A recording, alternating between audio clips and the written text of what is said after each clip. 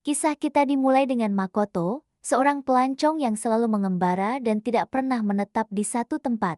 Ia berpindah dari satu desa ke desa lain dengan satu tujuan yang tak tergoyahkan di pundaknya, memburu gol dan memusnahkannya. Saat ia melanjutkan perjalanannya, ia akhirnya mencapai pinggiran sebuah kota yang dikenal sebagai Arslan, dan belum lama ia melangkah masuk ke dalam temboknya, seorang gadis tiba-tiba berlari ke arahnya.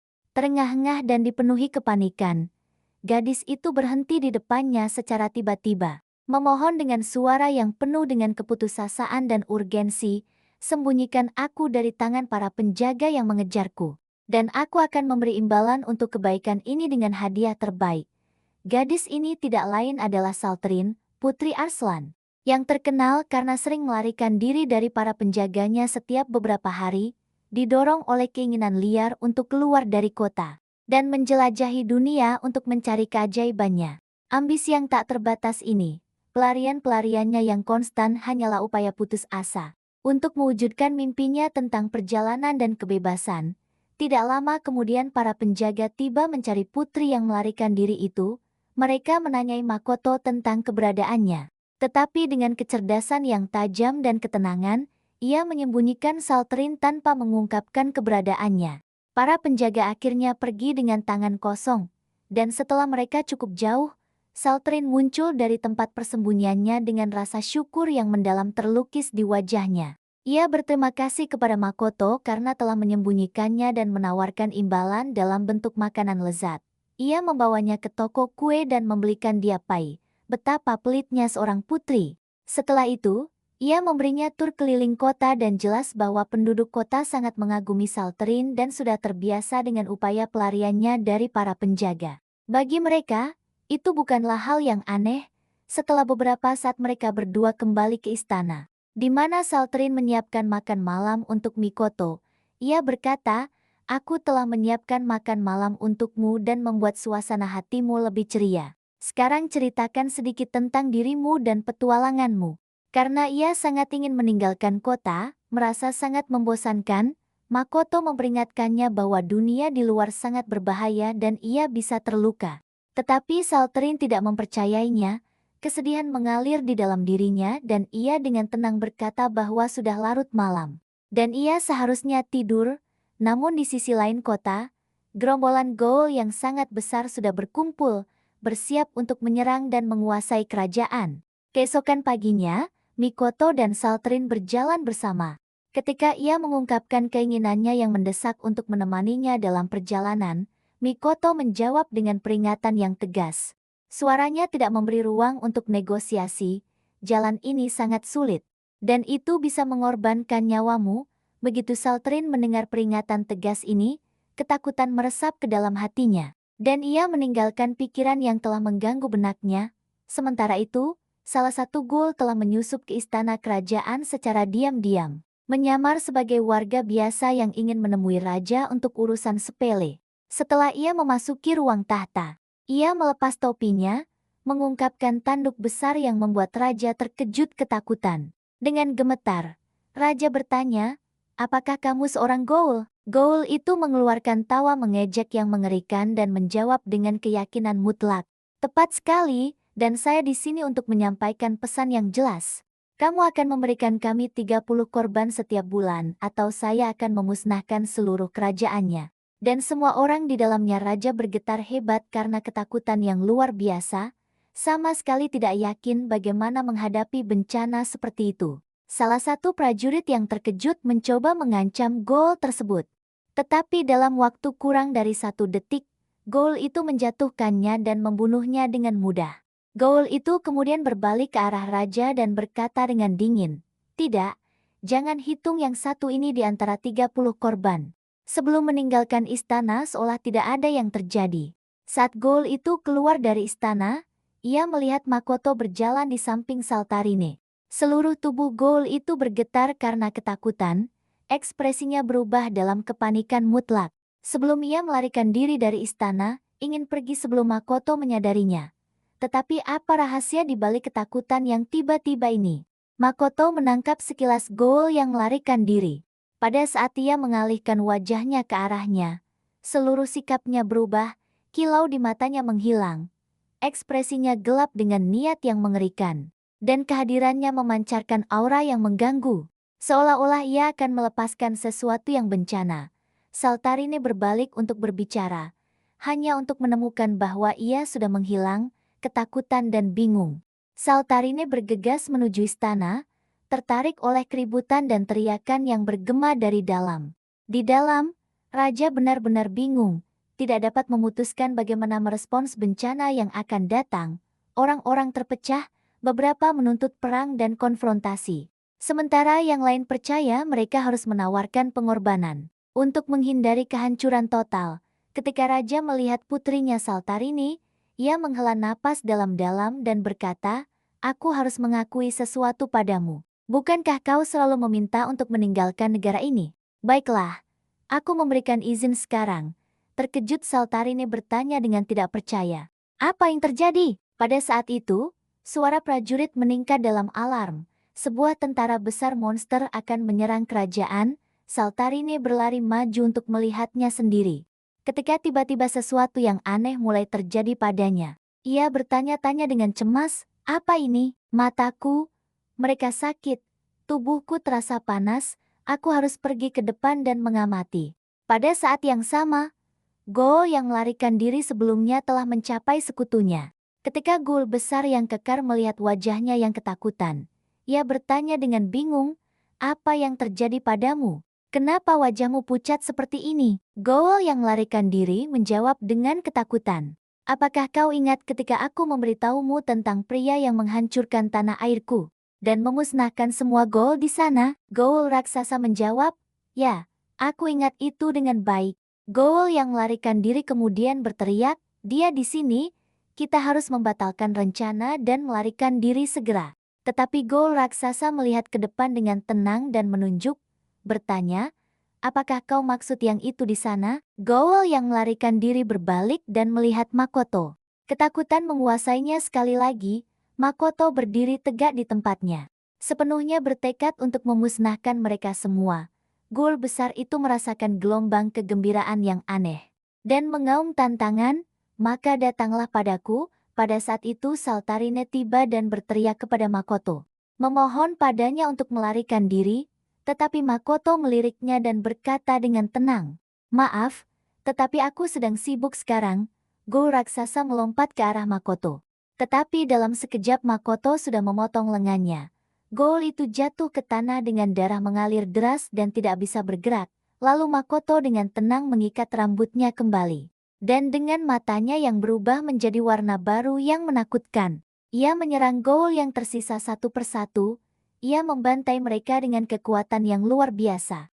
Saltarine berdiri membeku dalam keterkejutan dan ketakutan menyaksikan kekuatan monster yang dimiliki Makoto. Setelah menyelesaikan pertempuran, Makoto memenggal kepala Ghoul raksasa dan berbicara kepadanya dengan nada mengejek saat ia mengembuskan napas terakhirnya. "Dan kau yang terakhir, apa ini kekuatan yang kau banggakan? Dari mana asalnya?" Setelah menghabisi semuanya, Makoto berbalik ke Saltarine dan berkata, "Sudah selesai." Wajahnya kembali normal dan ia melambai kepadanya dengan tanda kemenangan menggunakan jarinya. Saltarine berpikir dalam hati, seharusnya dia menjadi pahlawan yang menyelamatkan kerajaan. Tetapi apakah seorang pahlawan benar-benar harus menakutkan seperti ini?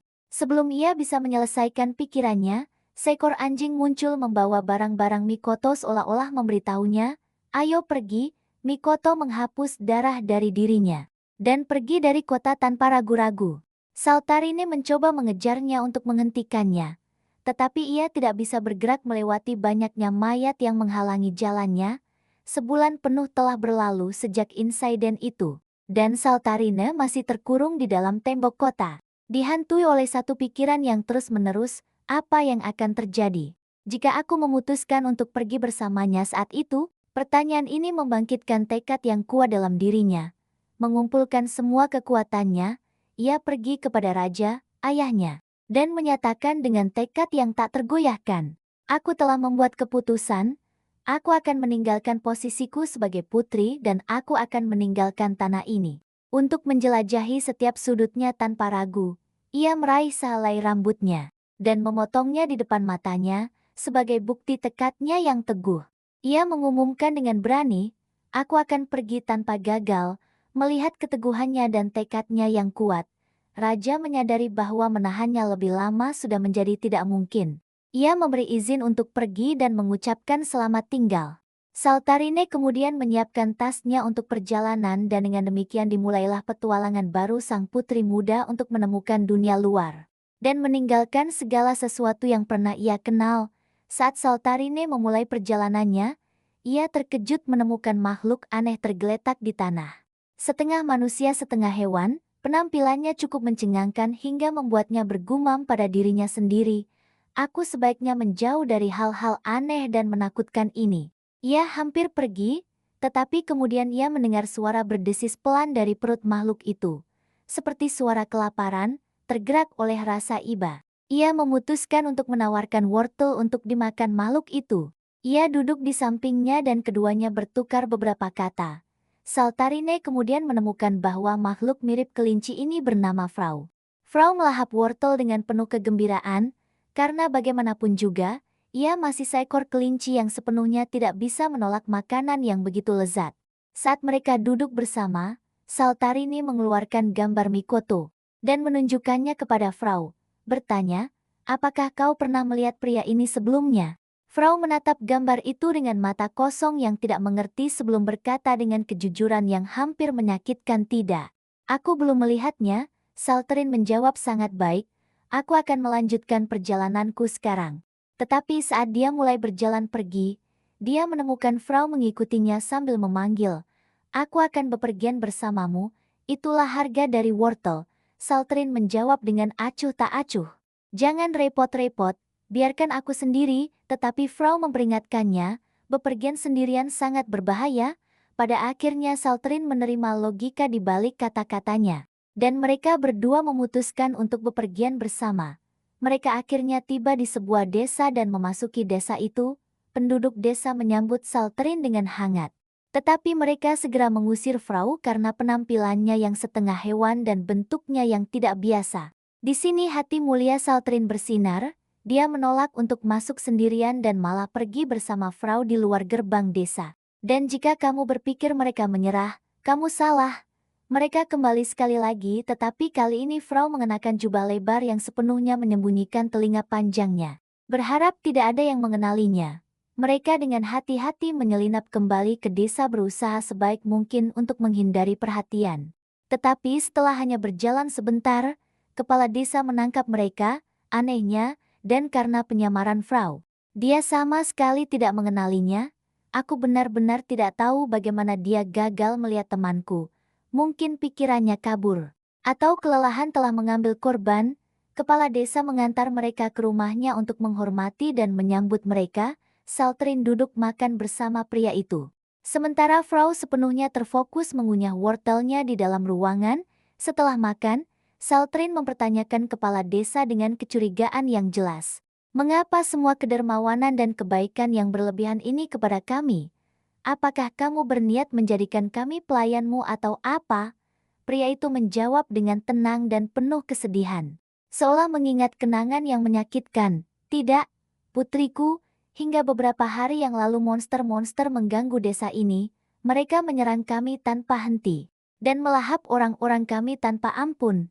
Dia melanjutkan, "Tetapi seorang pelancong sendirian melewati tanah kami, membunuh semua monster itu dan menyelamatkan desa dari kehancuran yang pasti. Itulah sebabnya orang-orang kami sekarang hidup dalam keamanan dan kedamaian." Dan tentu saja, setelah menyaksikan kepahlawanan pelancong yang mengembara itu, aku memutuskan bahwa mulai sekarang, aku akan menyambut setiap orang yang lewat yang memasuki desa kami, kata kepala desa dengan nada hormat.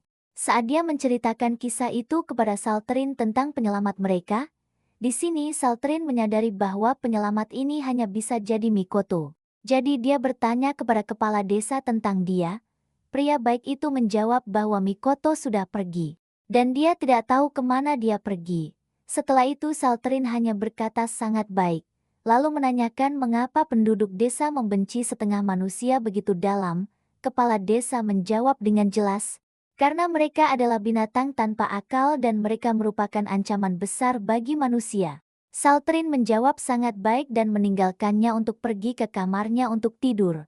Tetapi sebelum dia menutup matanya, hatinya mulai menyiksanya. Setelah semua, dia telah menipu pria dermawan ini dengan menyelinapkan Frau ke dalam rumahnya tanpa memberitahunya identitas aslinya. Namun pada akhirnya dia memutuskan untuk menunda rasa bersalah ini sampai nanti.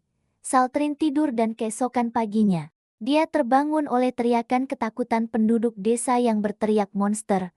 Monster menyerang desa. Dia bergegas menuju sumber teriakan itu. Merasakan sesuatu yang aneh mengalir melalui tubuhnya, dia melirik tangannya dan melihat matanya berubah warna dengan cara yang mencurigakan dan tidak nyaman. Dia berbisik pada dirinya sendiri.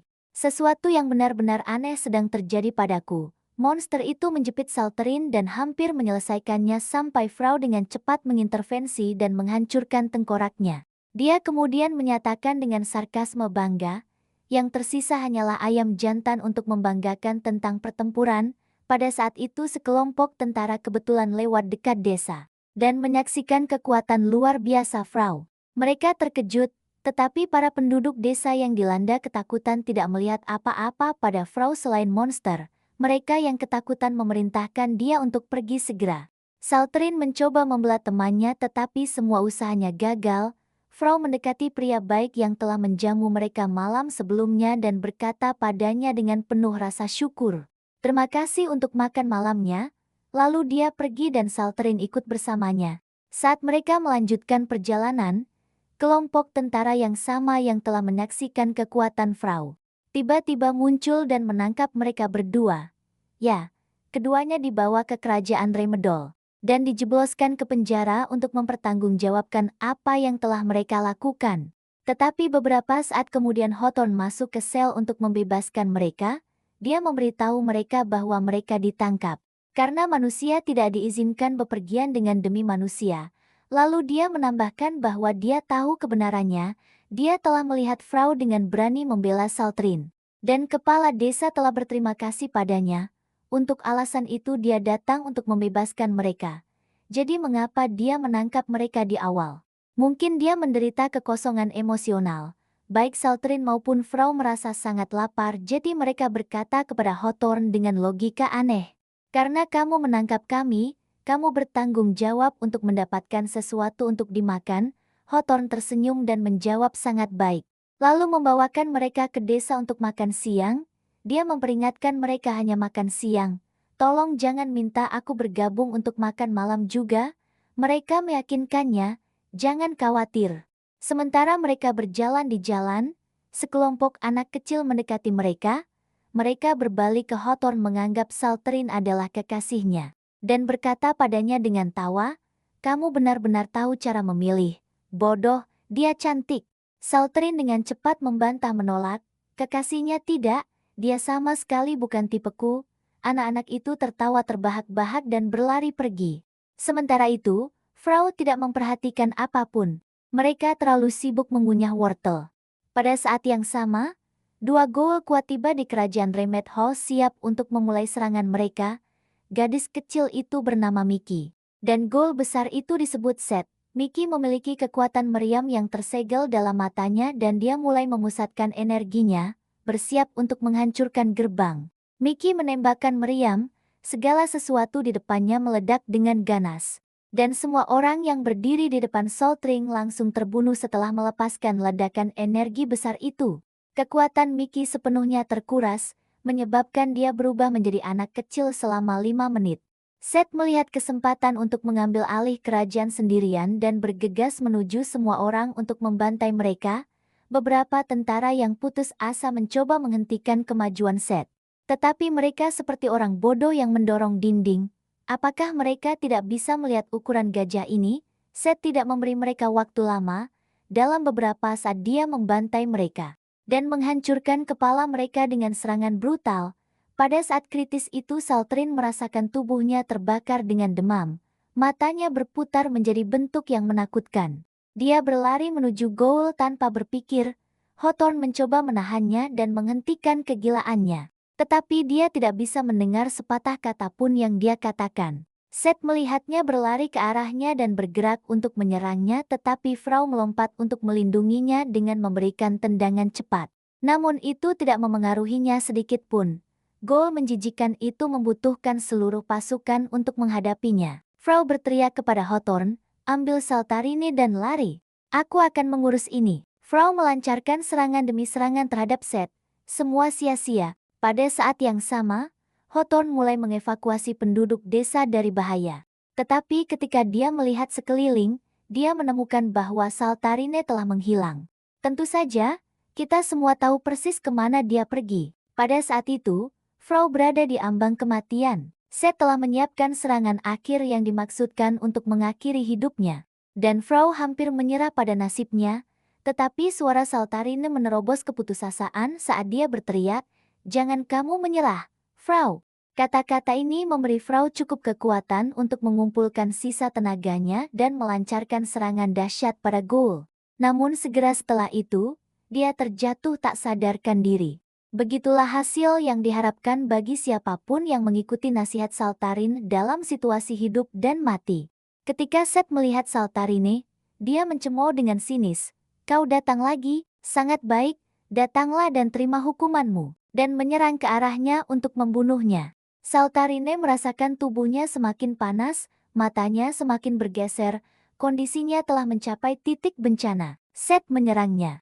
Namun dalam satu gerakan cepat dari Saltarine, lengan besarnya terputus. Apa sebuah keajaiban.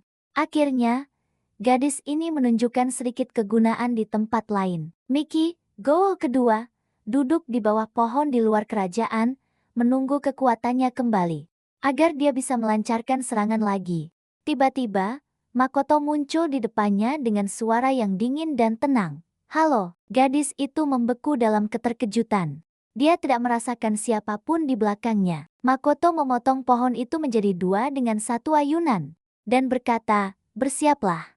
Aku akan memotongmu sekarang." Wajah Mickey berubah melalui setiap nuansa keterkejutan dan teror, lalu Makoto menambahkan dengan dingin dan dengan kesombongan mematikan. "Jika aku membunuhmu sekarang saat kau begitu lemah, aku tidak akan merasakan kebahagiaan dalam pertarungan. Tunggu sampai kekuatanmu kembali sepenuhnya, lalu aku akan membunuhmu." Betapa memalukannya. Kembali ke Saltarini yang tersenyum dengan percaya diri seperti seorang pemenang setelah memutuskan lengan Seth.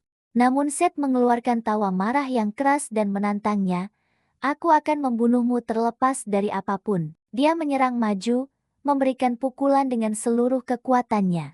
Namun Saltarine memblokirnya dengan satu tangan tanpa usaha. Pada saat ini, kekuatan Mickey hampir pulih, dan dia memutuskan sudah waktunya untuk memulai pertarungannya dengan Makoto. Keduanya berdiri berhadapan, siap untuk konfrontasi yang menentukan.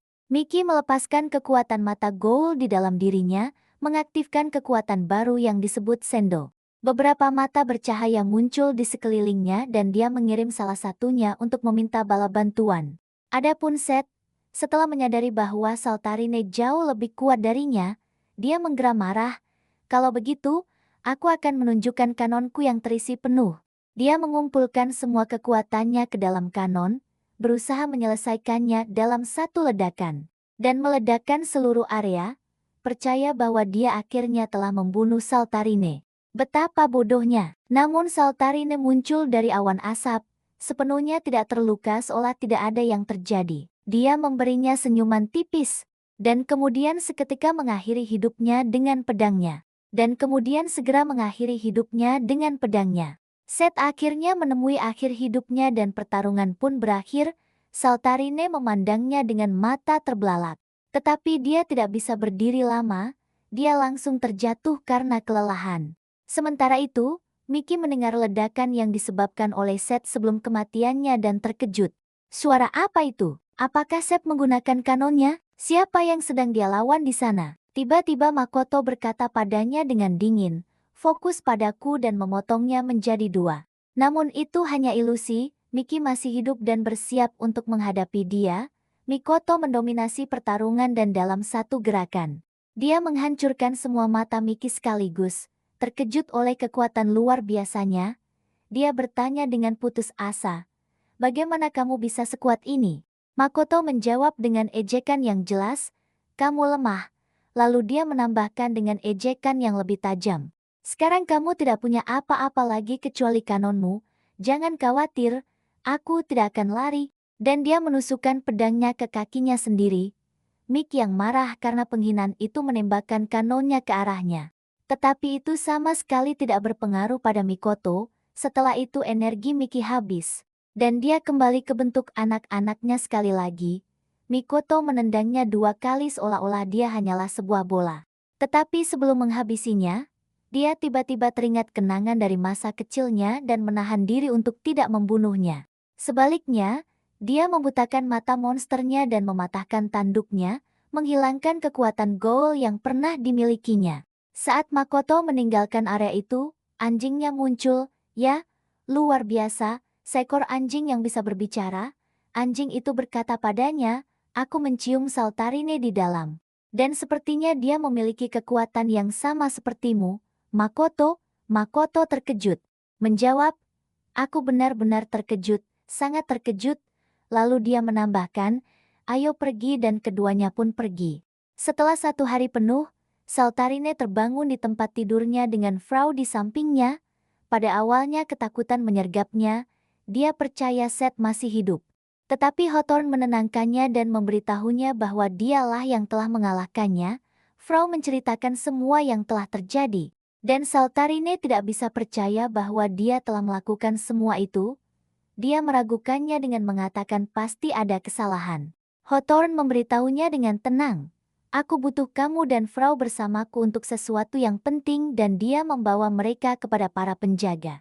Para penjaga sangat terkesan dengan mereka karena telah menyelamatkan kerajaan dan sama sekali tidak memperhatikan Frau sebagai seorang demi-human. Hawthorne membawa mereka ke penjara untuk menunjukkan Mickey, yang telah dia temukan tidak sadarkan diri di luar kerajaan. Dia menunjukkan bahwa Mickey adalah Ghoul berbahaya dan bisa menyerang mereka lagi kapan saja. Inilah alasan dia memanggil Saltarine dan Frau.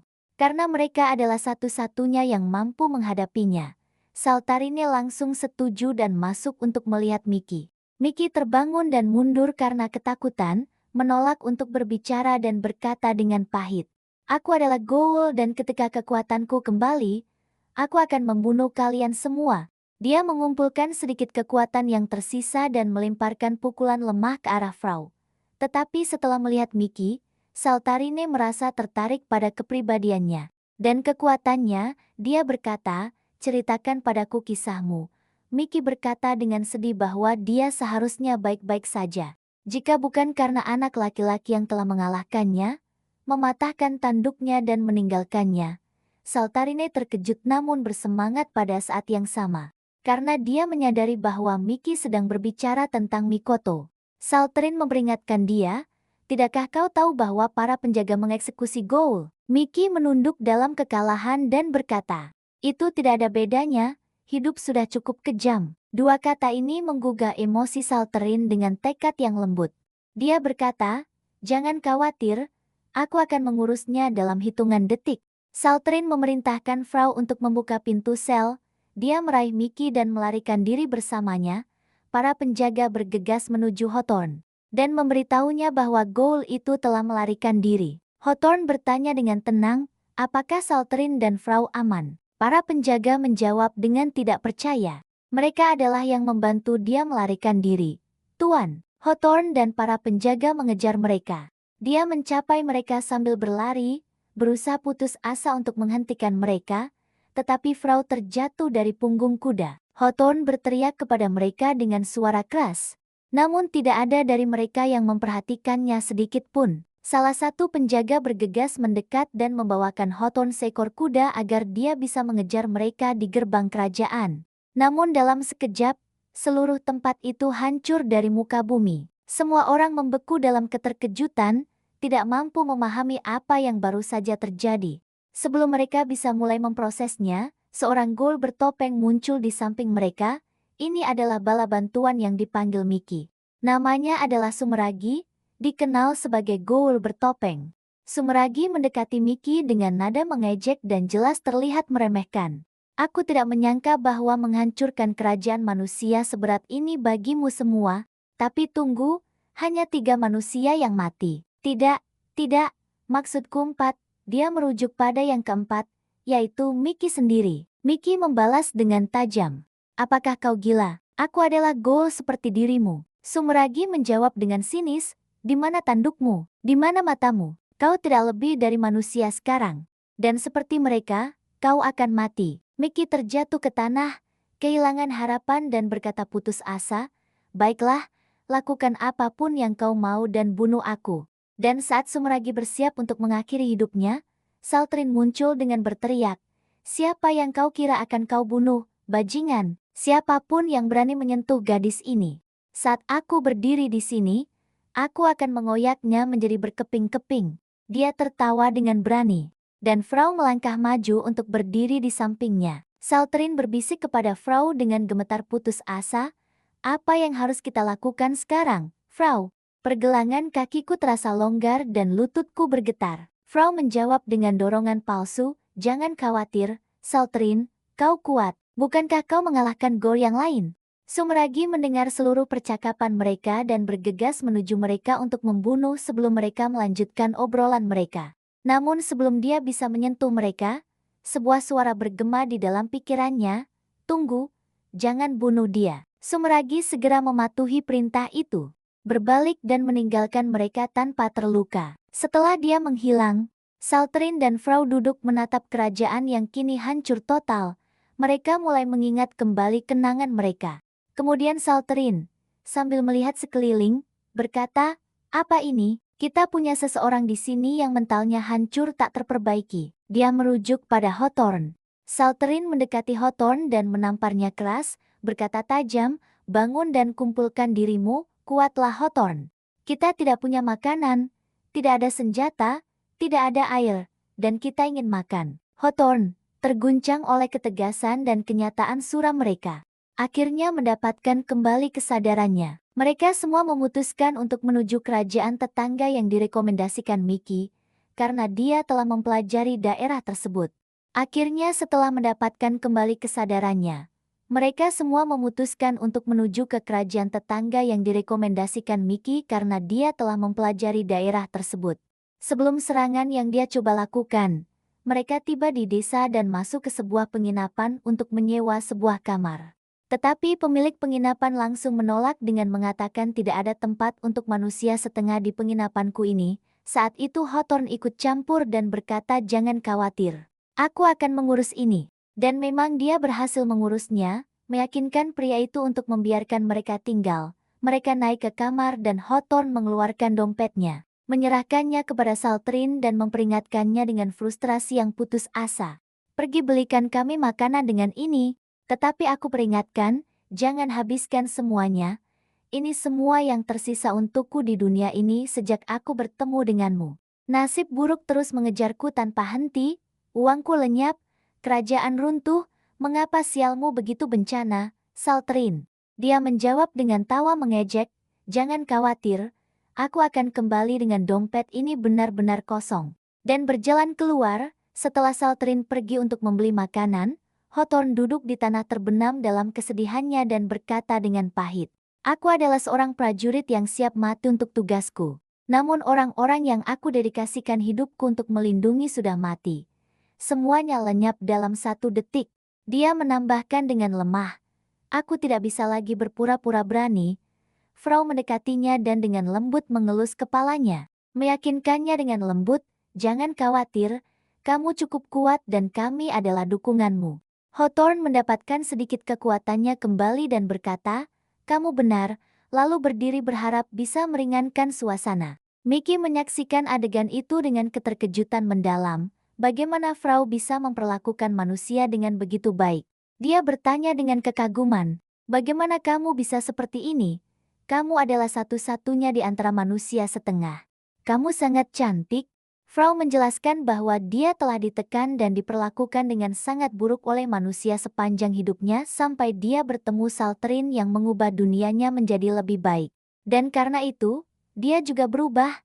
Mickey terpesona oleh kata-katanya. Dan kekagumannya terhadap Saltrin semakin kuat.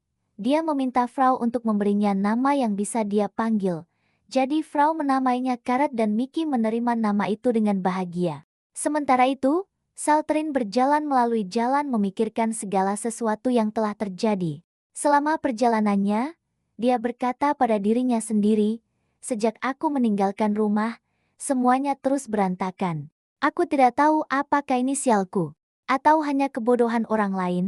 Dia duduk untuk merenung dan memikirkan tujuan perjalanannya. Saat dia duduk, dia mendengar suara yang familiar mendekat. Dia melihat ke atas dan itu adalah Makoto. Ya, momen yang telah lama ditunggu untuk reuni mereka akhirnya tiba. Makoto berkata padanya dengan sopan, rambutmu terlihat cantik setelah dipotong. Ngomong-ngomong, Saltrin menjawab, wajahnya memerah karena malu. Terima kasih, itu sangat baik darimu. Kemudian dia mengajukan pertanyaan eksistensial yang dalam kepada Makoto. Mengapa ada perpecahan antara spesies? Manusia membenci manusia setengah dan memerangi mereka. Goal membenci manusia dan membunuh mereka. Mengapa dunia seperti ini? Makoto memberinya sebuah teori yang terdengar keras. Bayangkan seorang manusia setengah membunuh ibu seorang anak tepat di depan matanya. Anak itu tumbuh dengan kebencian yang membara di hatinya. Jika anak itu membunuh manusia setengah yang membunuh ibunya, tidak ada yang akan menyalahkannya. Tetapi, apakah kebencian itu akan berhenti di situ? Tentu saja tidak, dia akan terus membunuh semuanya. Sampai yang terakhir kemudian dia menyelesaikannya dengan dingin, hanya sebuah teori. Tentu saja Saltrin berdiri di sana memikirkan kata-katanya dengan dalam. Kemudian menyatakan, aku telah membuat keputusan dan menemukan tujuan perjalananku, aku akan mencoba menyatukan semua spesies. Dan menghentikan konflik antara semua orang. Mikoto memperingatkannya jalan ini akan dipenuhi dengan kotoran terburuk dan kesulitan, tetapi Saltrin menjawab dengan tekad yang mantap, aku bisa menahan sedikit rasa sakit. Dia kemudian meminta Mikoto untuk bepergian bersamanya, tetapi dia menolak dengan mengatakan, aku lebih suka kemudahan bepergian sendiri. Dia hanya menjawab baiklah. Dan Makoto melanjutkan perjalanannya. Saat dia berjalan, anjingnya berkata kepadanya, dia masih melihatmu, mengapa kamu tidak melihatnya kembali? Pria Makoto menjawab, jika aku melihat kembali itu akan seperti memberitahunya aku ingin pergi bersamamu, dan aku tidak ingin itu di tempat lain. Seorang pria bernama Sumeragi, pria yang sama yang telah menghentikan Sumeragi dari menyerang Saltrin, sedang menghadapi Goal bertopeng. Sumeragi menanyakannya, mengapa kamu menghentikanku? Aku hampir menyelesaikannya. Sumeragi menjawab dengan tegas, aku menyelamatkanmu, kamu tidak tahu seberapa kuat dia. Dia akan membunuhmu. Sumeragi menanyakannya, dan siapa yang memberitahumu untuk menghentikanku? Sumeragi menjawab dengan belak-belakan, kamu akan segera mengetahuinya. Tampaknya masalah ini melibatkan konspirasi besar.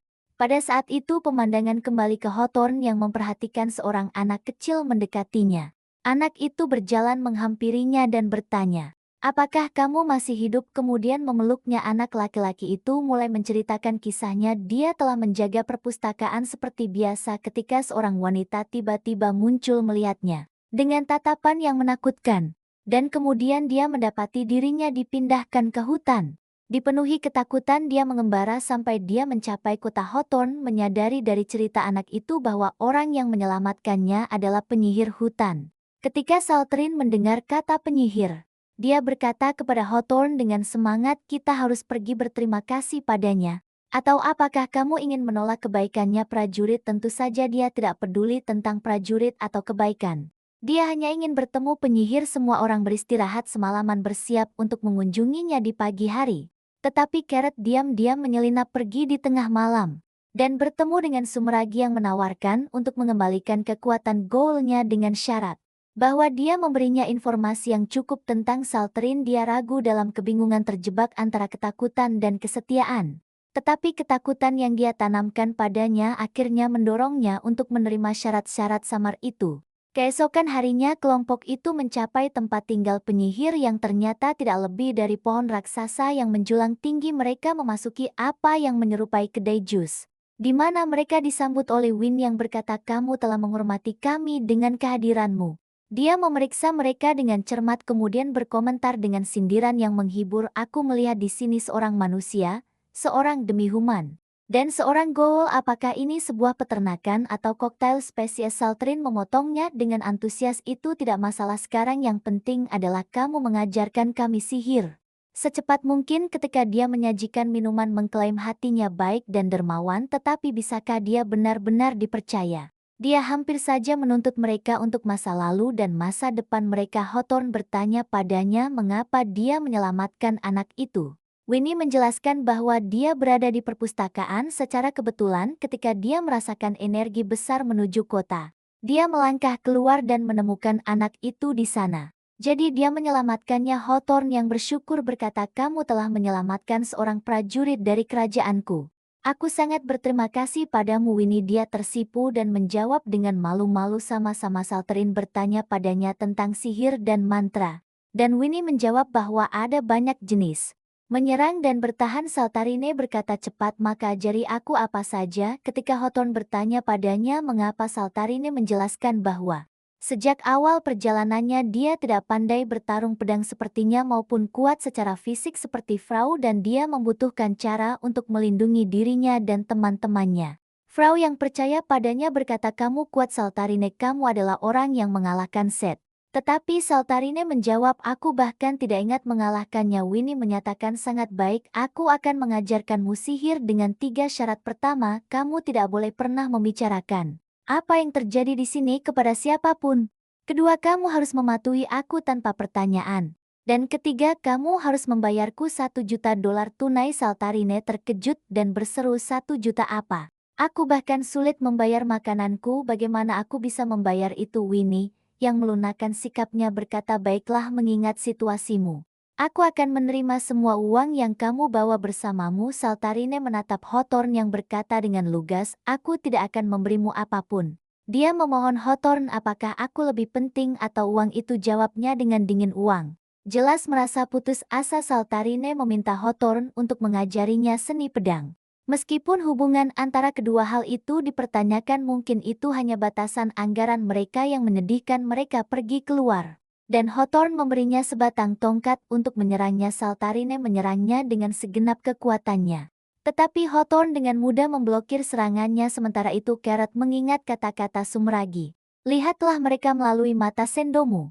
Dan ketika dia melakukannya, dia melihat bahwa Saltarine memiliki energi sihir yang sangat besar. Kejutan melanda dirinya dengan besarnya apa yang dia temukan hari itu berlalu dan kelompok bersiap untuk pergi. Tetapi Winnie mengingatkan mereka bahwa sudah larut malam dan mengundang mereka untuk menghabiskan malam di tavernanya. Mereka semua dengan senang hati menerimanya kecuali Hawthorne, yang dipanggil Winnie untuk menunjukkan sesuatu secara pribadi. Setelah minum 2 gelas, Winnie akan tidur ketika Frau masuk. Menjadi jelas dari percakapan mereka bahwa mereka telah saling mengenal selama bertahun-tahun. Winnie memarahinya, "Aku belum melihatmu selama 3 tahun temanku. Kamu mengubah bentukmu, meninggalkan kekuatanmu. Dan sekarang kamu hidup seperti makhluk manusia." Frau menjawab dengan sederhana, "Ya." Frau meminta Winnie untuk mengajarkan Saltarine sihir. Winnie menjawab, "Permintaan seorang teman adalah perintah. Tetapi kamu juga akan membayar 1 juta itu. Ambil waktumu untuk mengumpulkannya. Aku tidak terburu-buru." Frau setuju dengan senang hati. Mereka mengakhiri percakapan mereka. Dan Winnie menyajikan Frau jus wortel yang menyegarkan, sesuatu untuk menenangkan tulang sisi kelincinya. Keesokan harinya Winnie mulai mengajarkan Saltarine dasar-dasar sihir. Dan Saltarine sangat senang, tetapi Winnie membuatnya berlari dengan cemberut sampai dia kehabisan napas. Kemudian memintanya berlatih bertarung pedang dengan Hawthorne. Saltarine protes, "Di mana sihir dalam semua ini?" Winnie menatapnya dengan tegas dan berkata, "Aturan nomor 2, kamu mengikuti perintah tanpa diskusi." Saltarine patuh, melepas jaketnya dan melanjutkan latihan dengan Hawthorne. Dia berkata, "Jangan khawatir, aku tidak akan menyentuhmu." Tetapi saat dia menyerangnya, Hawthorne tiba-tiba teringat apa yang dia lihat malam sebelumnya. Winnie telah menunjukkan padanya visi Saltarine membunuh Seth, dan memberitahunya bahwa siapapun dengan energi yang sangat besar disebut monster. Hawthorne menjawabnya, "Tetapi gadis ini memiliki hati yang baik." Winnie menantangnya, "Aku ingin melihat bagaimana kamu menghadapinya." Kembali ke pertarungan, Saltarine pingsan, dan Hawthorne menjatuhkannya ke tanah. Dia berkata, "Ini adalah salah satu dasar seni pedang. Menjatuhkanmu dengan kakinya." Winnie mengamati mereka sambil berbisik, "Kamu melahirkan anak yang baik, Moria." Hawthorne melindungi Saltarine sama seperti kakekmu melindungi nenekku. "Sialan, bisa kamu percaya dia cucunya?" Tiba-tiba dua sosok muncul, satu dari suku Kadal, dan yang lainnya dari ras Elf. Mereka datang kepada Winnie meminta bantuannya untuk menghilangkan ghoul yang tersal di hutan. Dia membawa mereka masuk dan meminta rincian. Mereka menjelaskan bahwa seorang ghoul telah menghancurkan kerajaan tetangga 2 hari yang lalu dan sebagai hakim tanah mereka adalah tugas mereka untuk melindunginya. Winnie setuju untuk pergi bersama mereka untuk memecahkan segel. Tetapi dengan satu syarat. Saltarini dan teman-temannya harus ikut. Mereka mencapai lokasi dan Winnie mulai memecahkan segel yang ditempatkan pada ghoul. Saltarine mencoba berbicara dengannya. Tetapi pria kadal itu dengan tajam berkata, dia sedang bekerja, tetaplah di belakang. Cukup dengan campur tanganmu. Saltarine mengobrol santai dengan pria kadal itu. Dan Frau serta Mickey mengamati bahwa dia benar-benar tidak membedakan antara spesies. Sementara itu, Hawthorne mendekati Kapten Elf dan bertanya tentang tentaranya. Dia tidak melihat mereka selama pertarungan. Kapten itu memberitahunya bahwa Elf mengkhususkan diri dalam menembakkan panah dan bersembunyi di antara pepohonan. Hawthorne meledak marah, jadi kamu berniat mengorbankan suku Kadal. Sementara pasukanmu bersembunyi di pepohonan? Saltarine mendengar ini dan bergabung dalam argumen. Berteriak kepada Kapten Elf, betapa menjijikkannya kata-katamu. Kapten itu terkejut. Saltarine berteriak lagi, bagaimana kamu bisa begitu pengecut? Jadilah laki-laki, berhentilah bertindak seperti anak kecil. Sebelum Saltarine bisa menyelesaikan, seorang ghoul yang mengenakan jubah pendeta muncul, Milia. Semua orang terkejut, mereka mengharapkan ghoul yang tersal, bukan dia. Milia melihat Mickey, dan mengira dia telah mengkhianati ghoul dan berpihak pada yang lain. Dia berkata, aku akan menghancurkanmu. Saltarine mendengarnya dan berteriak, akulah yang membawanya ke sini. Jika kamu ingin menyalahkan seseorang, salahkan aku. Milia yang marah melepas topinya. Aku benar-benar tidak mengerti mengapa mereka mengenakan topi. Jika mereka hanya akan melepasnya juga. Dia menyerang mereka dengan rambutnya tetapi Frau memblokir serangan itu. Di tempat lain, Sumragi. Dan Sumragi adalah otak di balik semua masalah ini. Sumragi telah mengirim Milia untuk menguji kekuatan Saltarine dan kekuatan ghoul yang tersal. Sumragi melihat Makoto lewat dan berkata dengan gembira, baik, aku lapar, aku akan memakannya untuk makan siang. Sumragi menjawab dengan penyesalan, kasihan dia seharusnya lewat di waktu yang lain. Sebelum Sumragi bisa menyelesaikan ucapannya, Mikoto sudah meluncurkan kepala Sumragi ke udara. Mikoto berkata kepada Sumragi, dia mendekatiku tiba-tiba. Jadi aku tidak tahu harus berbuat apa kecuali mengakhiri dengan satu serangan. Apakah aku seharusnya berpura-pura berjuang sambil membunuhnya? Sumragi terkejut dan bertanya, siapa kamu? Bagaimana kamu bisa sekuat ini? Mikoto menjawab dengan tenang mematikan, aku adalah orang yang akan memusnahkan semua ghoul. Adegan kembali ke Salterin dan kelompoknya. Ketika ghoul yang terkurung telah bergabung dalam pertempuran, monster raksasa seperti pohon, Hawthorne, merancang rencana baru untuk mengalahkan ghoul raksasa itu. Dia bertanya kepada Winnie apakah dia memiliki cukup kekuatan untuk menjatuhkannya. Dan dia menjawab, aku punya, tapi aku butuh persiapan dan waktu yang cukup untuk melakukannya. Sangat baik, kata Hawthorne. Dia mengumpulkan semua orang dan mengumumkan strateginya. Orang-orang kadal dan para elf akan mengelilingi ghoul raksasa sampai Winnie menyelesaikan mantranya. Adapun Salterin, kita akan menggunakannya sebagai umpan untuk melee. Kemudian Frau dan aku akan menyerang dari belakang. Komandan elf memerintahkan tentaranya untuk bertarung bersama orang-orang kadal. Menyadari bahaya yang mengancam semua orang secara setara. Semua spesies bersatu melawan ghoul, yang membuat Salterin merasa senang. Dia menyaksikan persatuan antara berbagai ras. Tapi kemudian dia mendengar Mickey dari belakang berkata, lihat, semua orang bersatu untuk membunuh ghoul, pemandangan yang menggembirakan bagi manusia. Salterin berteriak sekuat tenaga memanggil semua orang, ayo kita bentuk aliansi di antara kita sekarang. Semua orang mendengar teriakannya dan bertanya-tanya dengan tidak percaya. Apakah gadis ini sudah gila? Ghoul pohon membelitkan cabangnya di sekitar Salterin. Meremasnya dengan erat dan berkata, aliansi, kamu benar-benar manusia yang bodoh. Tidakkah kamu tahu bahwa ghoul lahir dari kebencian terhadap manusia? Ide aliansi saja membuat perutku sakit.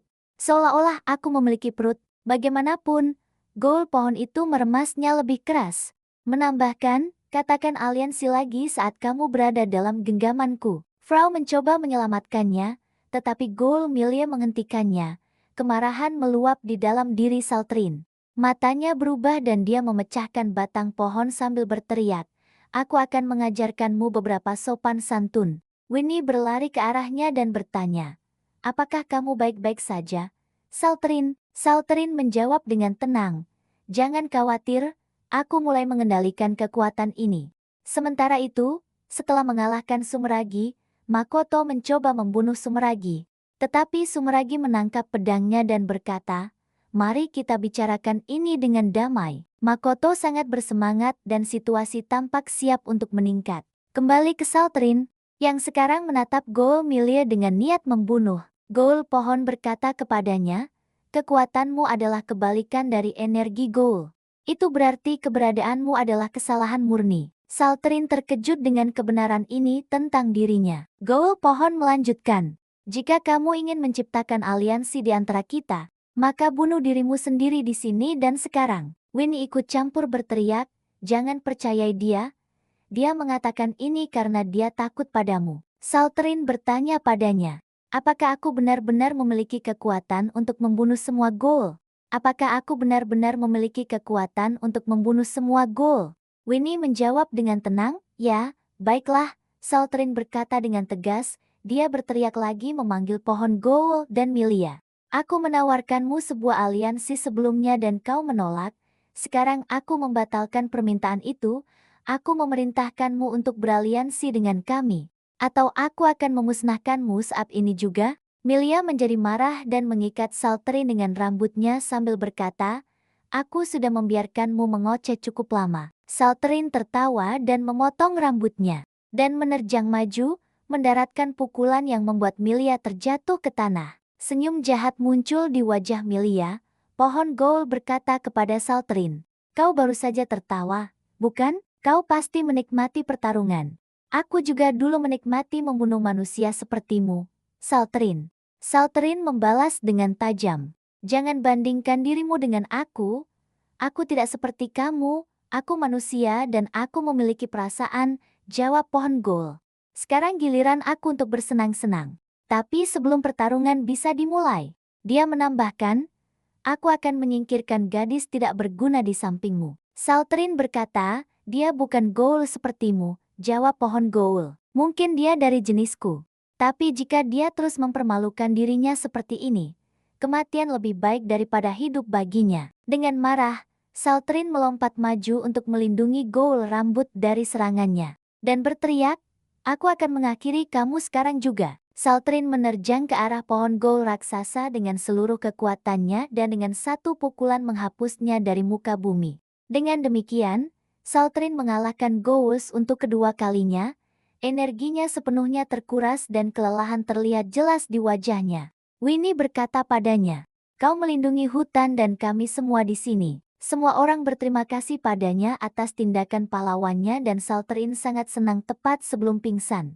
Tapi Hawthorne menyadari bahwa Milia telah melarikan diri selama malam. Malam itu semua ras merayakan bersama. Sementara Saltrin tidur, Mickey mengirim salah satu matanya untuk memberitahu Sumeragi tentang apa yang terjadi, hanya untuk menemukan dia berdiri di samping tubuh Sumeragi yang terpenggal. Dia bertanya dengan tidak percaya, siapa yang melakukan ini padanya? Sumeragi menjawab, Mikoto. Mickey terkejut bahwa Sumeragi selamat, dan dia memberitahunya bahwa dia berhasil bernegosiasi dengan Mikoto. Sebuah negosiasi yang berakhir dengan penetapan perdamaian antara manusia dan Goals. Sementara itu, anjing Mikoto berkata padanya, ini pertama kalinya kau mempercayai seorang Goal. Apakah kau yakin dengan apa yang kau lakukan? Mikoto menjawab, aku tidak mempercayainya. Kepercayaanku hanya pada Saltrin. Saltrin terbangun dan menuju ke tavern, di mana dia melihat semua ras duduk bersama, mendiskusikan hal-hal dengan damai. Dia mengawasi mereka dengan kegembiraan yang luar biasa. Kebahagiaan murni di puncaknya. Winnie datang kepadanya dan berkata, ukir pemandangan ini dalam ingatanmu, itu akan memberimu kekuatan positif nanti. Saltrin menjawab, baiklah. Perayaan berakhir dan komandan reptil serta elf kembali ke hutan. Saltrin duduk dan berkata dengan sedih. Aku harus meninggalkan tempat ini. Aku tidak seharusnya tinggal di satu lokasi terlalu lama. Dia melanjutkan dengan dalam, seseorang di luar sana sedang mengawasi kekuatanku dan mengujinya. Dimanapun aku pergi, kesialan mengikuti. Aku harus bepergian sendirian agar tidak ada orang lain yang terluka. Dia melanjutkan dengan dalam, seseorang di luar sana sedang mengawasi kekuatanku dan mengujinya dimanapun aku pergi. Kemalangan mengikuti. Aku harus bepergian sendirian agar tidak ada yang terluka. Karena aku, Houghton melihatnya dan berkata sendirian, omong kosong apa itu? Kami akan tetap bersamamu tidak peduli apapun, kan? Frau menjawab, tentu saja, Saltrin memberitahu mereka. Tetapi kamu mungkin akan terluka karena aku. Mereka menjawab dengan tekad yang kuat, tidak masalah selama kami bersama teman kami. Saltrin dipenuhi dengan kebahagiaan, dan air mata mengalir di pipinya. Keesokan harinya, semua orang bersiap untuk pergi dan mengucapkan selamat tinggal kepada Winnie. Dia berkata kepada mereka, pintuku akan selalu terbuka jika kalian ingin kembali. Mereka melanjutkan perjalanan menuju kota lain, melewati gerbang. Para penjaga memperingatkan mereka bahwa ada vampir di daerah tersebut. Menyerang gadis-gadis cantik, Saltrin menjadi cemas dan memintanya untuk berkemah di tempat lain, tetapi Hawthorne menjawab dengan sarkasme. Gadis cantik, Saltrin, aku yakin dia tidak bermaksud padamu. Dia mendapatkan apa yang pantas dia terima. Mereka memasuki kota, dan kebencian jelas terlihat di mata manusia terhadap Frau. Jelas bahwa setengah manusia sangat tertekan di tempat ini. Mickey menjadi marah dan berkata kepada Saltrin, gunakan kekuatanmu dan hukum manusia-manusia ini karena mengejek Frau. Tetapi Saltrin menolak, aku tidak bisa menggunakan kekuatanku melawan manusia. Mickey sangat kecewa dan sedih. Mereka tiba di hotel untuk menyewa kamar. Tetapi Frau segera pergi bersama Mickey untuk membeli sesuatu untuk menutupi telinganya, agar dia bisa tetap bersama mereka. Dalam perjalanan, Frau melihat wortel dan tidak bisa menahan diri. Dia pergi untuk membeli beberapa, tetapi manusia memperlakukannya dengan sangat buruk. Setelah menjualnya, dia melemparkan uang itu ke tanah dan memaksanya untuk mengambilnya sendiri. Mickey menyaksikan seluruh adegan itu, kemarahan memenuhi dirinya, dan dia merasa sangat jijik terhadap manusia. Sementara itu, Saltrin dan Hawthorne telah mencapai kamar dan menyiapkan barang-barang mereka. Hawthorne berkata padanya dengan khawatir, aku khawatir untuk Mickey. Aku tidak ingin dia melakukan sesuatu yang akan dia sesali nanti. Dia bersama Frau sekarang, dan dia menyaksikan penindasan manusia secara langsung. Aku takut bagaimana reaksinya. Saltrin segera menjawab, baiklah, aku akan pergi membawanya kembali. Mickey duduk berbicara dengan Frau, bertanya, mengapa kamu tidak melawan manusia? Setelah semua yang mereka lakukan padamu. Frau menjawab, di masa lalu aku memang melawan dan berjuang. Tetapi sekarang aku hanya merasa damai ketika aku bersama orang-orang seperti Saltrin. Mickey berdiri dan berkata dengan suara sedih, aku pikir Saltrin berbeda dari manusia lainnya, tetapi dia mengecewakan harapanku. Dia memiliki kekuatan besar, tetapi dia tidak menggunakannya untuk membantu teman-temannya melawan manusia. Dia meninggalkan Frau dan pergi. Dipenuhi dengan keputusasaan, saat dia berjalan, dia mendengar orang-orang berbicara tentang vampir. Dan dia menyadari itu adalah ghoul, salah satu dari jenisnya sendiri. Dia memanjat ke tempat yang tinggi dan melihat dengan matanya. Kamu mungkin bertanya, bagaimana dia masih bisa menggunakan matanya setelah kehilangan kekuatannya? Dia mempertahankan fragmen energi ghoul yang sangat samar, dan menggunakannya untuk sedikit yang bisa dia lakukan. Mickey melihat di mana vampir itu berada, dan pergi menemuinya. Dia bertemu dengannya dan memberitahunya apa yang Saltrin lakukan, bagaimana dia mengalahkan Set dan Ghoul pohon dengan satu serangan. Ghoul yang bernama Kokachi menjadi bersemangat dan berkata, sangat baik, aku akan membunuhnya. Tetapi Mickey berkata, tidak, aku tidak ingin kamu membunuhnya, aku ingin kamu memusnahkan semua orang di kota ini. Kokichi menjawab dengan ejekan, dan apakah aku harus membantai seluruh kota dan membiarkan teman-temanmu? Mickey sangat ketakutan, dia ingin mengatakan ya, tetapi ketakutan mencuri kata-kata dari lidahnya. Pada saat itu, Frau masuk dan berkata kepada Mickey, "Jangan memaksakan dirimu terlalu keras, Mickey." Jelas bahwa Frau telah mencarinya dalam waktu yang lama. Tetapi rasa takut mencuri kata-kata dari lidahnya. Pada saat itu Frau masuk dan berkata kepada Mickey, "Jangan terlalu memaksakan dirimu, Mickey." Jelas bahwa Frau telah mencarinya dalam waktu yang lama. Sampai kakinya kelelahan, Kokichi melirik ke arah Frau dan berkata, "Jadi kamu adalah manusia setengah yang semua orang bicarakan. Aku akan meninggalkan kalian berdua untuk saat ini agar aku bisa mengalahkan Saltrine terlebih dahulu." Frau menghentikannya dengan teriakan, "Kemana kamu pikir kamu pergi?" Goal itu menjadi marah dan suasana semakin memanas. Saat itu mata Saltrine telah berubah. Dan dia berlari menuju lokasi gol tersebut. Frau mencoba melawan Kokichi tetapi keunggulannya jelas. Dia menangkap Frau, mengangkatnya dan berkata, "Saatnya kamu mati." Dia menyelamkan taringnya ke dalam tubuhnya, melepaskan kekuatan golnya melalui taring tersebut dan seluruh bagian atas tubuh Frau hancur berantakan. Saltrine tiba dan melihat pemandangan mengerikan tepat di depan matanya. Kemarahan menguasainya. Dia mengumpulkan setiap fragmen terakhir dari kekuatannya dan memukul Kokichi dengan pukulan yang kuat membuat darah memancar dari mulutnya. Ghoul itu mencoba menyerangnya lagi dengan darahnya yang meledak, tetapi itu tidak ada gunanya. Saltrine berkata kepadanya, "Kekuatan Ghoul tidak mempengaruhi saya dan saya tidak menyimpan dendam terhadap jenismu. Tetapi kamu adalah pengecualian, saya akan membunuhmu sekarang." Kokichi memotong tangannya sendiri dan memanipulasi darah yang meledak dari situ mengikat Saltrine dengan erat. Dia berkata, "Jika kekuatanku tidak mempengaruhi tubuhmu, itu akan mempengaruhi pakaianmu." Saltrine membeku, tidak bisa bergerak dan dia maju untuk menyelesaikannya juga. Mickey mencoba melemparkan sedikit kekuatannya kepadanya. Tetapi itu tidak berpengaruh. Dia berkata kepadanya, "Baru saja kamu mencoba melindungi umat manusia." Mickey berteriak, "Saya tidak akan membiarkanmu membunuh temanku." Kokichi tergerak sejenak lalu berkata, "Maka aku akan membunuh kalian berdua bersama-sama." Dan mengumpulkan bola darah besar untuk mengakhiri hidupnya. Saltrine berkata dalam keputusasaan, "Lari," tetapi itu tidak ada gunanya. Pada saat itu Frau berada di tempat lain. Setelah kematiannya seorang gadis aneh muncul kepadanya seperti seorang malaikat. Dan Frau memohon kepadanya untuk mengembalikan tubuhnya. Gadis itu berkata, "Kamu telah mati 2 kali dalam 1 tahun." Frau menjawab, "Saya tahu, tetapi saya harus membantu teman-teman saya." Dia meminta gadis itu untuk kekuatan mengalahkan Ghoul.